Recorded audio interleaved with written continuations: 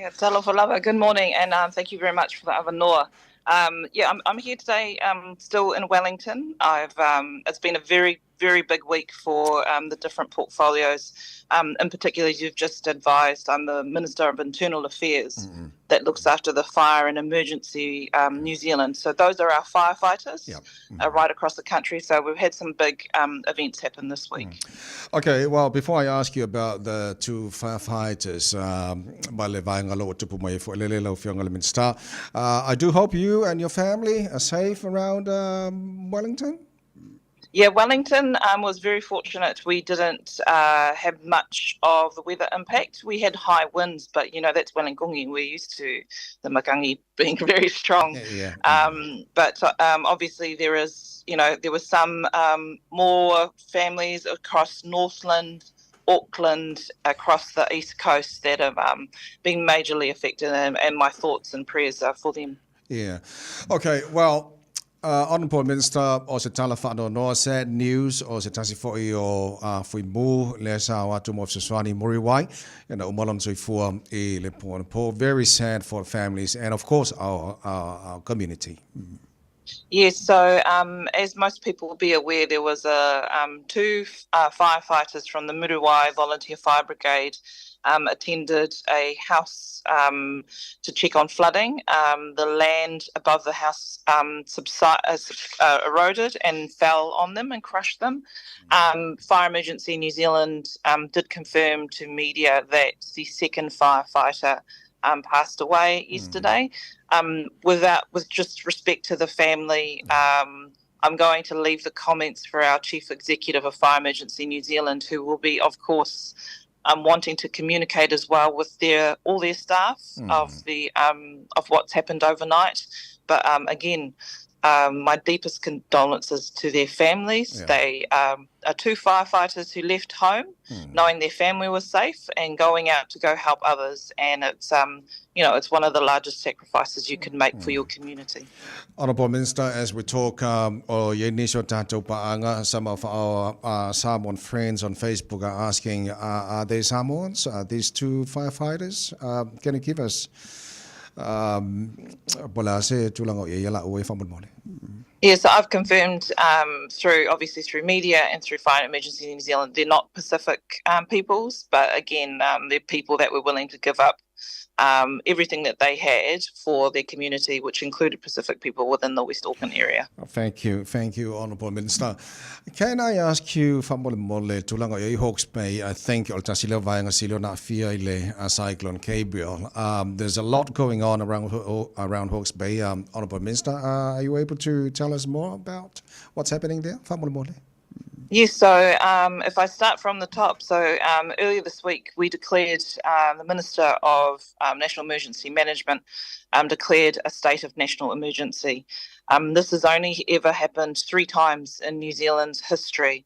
And as a result of that, that's because of the severe and significant spread of the damage across Auckland, Northland, Bay of Plenty, Waikato, Tairāwhiti, Hawke's Bay and the Tararua district.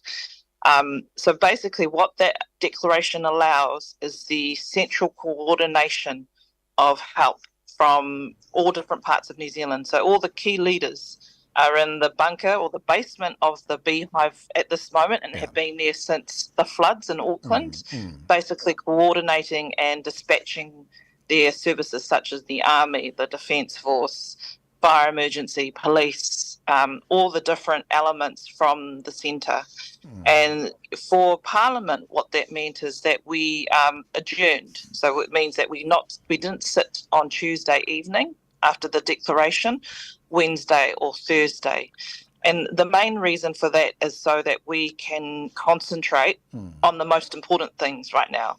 Obviously for MPs such as Stuart Nash and Anna Lork and Meka Whaitiri, they are out in their communities in Napier and Hastings, Tukituki and Gisborne doing what they need to do, which is a lot of the time is coordinating things. Also means for ministers, we can concentrate on making sure our agencies are supported for what they need to do. So that is the declaration of emergency that was state emergency that was announced earlier this week. Looking specifically to Hawke's Bay, because I know we have a really big Pacific community out there, especially in our Hastings area. I've been in daily contact with the local MP, as well as my, obviously, the Chief Executive of the Ministry of Pacific Peoples. So we are getting quite regular updates throughout the day as to the response there. We've been really fortunate that all RSE workers have been accounted for. Many of your listeners would have seen social media coverage of them on roofs, etc. I think what we really need to understand is the scale of this event. It is significant. There were helicopter pilots that were doing between 300 and 400 rescues of people off roofs. So as the Minister McAnulty said earlier this week, we knew where they were, we knew they were safe, and, you know, for the emergency services on the ground, they have to make a call whether they save an 80-year-old couple or a family with children or other workers. So they were all treated the same but prioritised based on the need. So, you know, there will be, obviously, with every major civil defence event, there will be a review. Michael Wood has also said he'll make sure they look into it afterwards because he's the minister in charge of RSE workers. But currently our RSE workers are in 7 evacuation centres in Tukituki area, and the community up there have been outstanding. Our churches, like COVID, they're the ones that have opened their doors to support them during this time. Okay, Minister. Honourable Minister, if I can ask you, while you were talking about the RSE workers, did you have any contact with the Samoan government? Because I've heard this morning they're very concerned about our RSE workers from Samoa. I mean, about the future. Did you have any contact with the government of Samoa? So not me directly, but as you could appreciate, they have the Samoan government has liaison officers on the ground in Napier and Hastings. Obviously, that's something that we will need to look at. But you know, at the moment, the need over there is to clean the orchards, get the orchards ready for what they need to do around recovery. There also needs to be an appreciation that a number of those orchard owners were also, some of them were helicopter pilots. So they had to go and do the rescue as well. So obviously there is a really big questions and decisions and discussions that need to be made in the coming weeks. But right now, the main thing is to care for those people who are displaced, who don't have accommodation.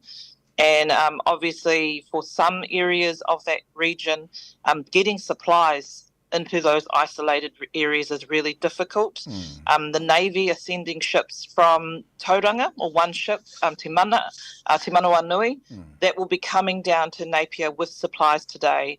And I've understood from the Chief Defence Officer it will be going back to Tauranga and coming back with supplies. But there is now some road access.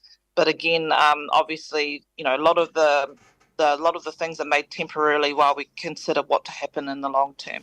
Okay, Honourable Minister, if I can ask you, there was I think 11.5 million announced by Honourable Prime Minister last week. Are you able to elaborate? Please. Yeah, so the 11.5 million was for funding for social providers, which would be distributed through MSD. Obviously, that was in response to what was at the time the Auckland floods and the upper North Island. Obviously, now with Cyclone Gabrielle, we as a government and as cabinet will need to relook at the funding we provide. That is obviously something for active consideration right now by our ministers, including our Prime Minister, who's indicated that. But either way, the Prime Minister and the Minister of Finance have made it very clear that we will be supporting our communities throughout this recovery. Thank you so much, Honourable Minister. Any special message for our Samoan and Pacific community around Hawke's Bay from you, Honourable Minister, please? Whaamalosi and kia kaha. I can only imagine actually the stress and losing everything. Our biggest love to you all. We will try and support you as much as we can. Obviously, things right now, there's a lot of things happening. We're still trying to recover people who need to be rescued. We still have 5 people dead in total. This will be a long haul, but I cannot just stress that we know that our prayers have always helped us before, and they will be what we will be doing in the next few months, as well as making sure that we support you and make those decisions to ensure that you get the help that you need. Very nice. Well, Honourable Minister Barbara Edmonds, Whawhatai Telelava, thank you so much for your time this morning. Well, stay safe and have a great weekend. Thank you. Pasui Fua.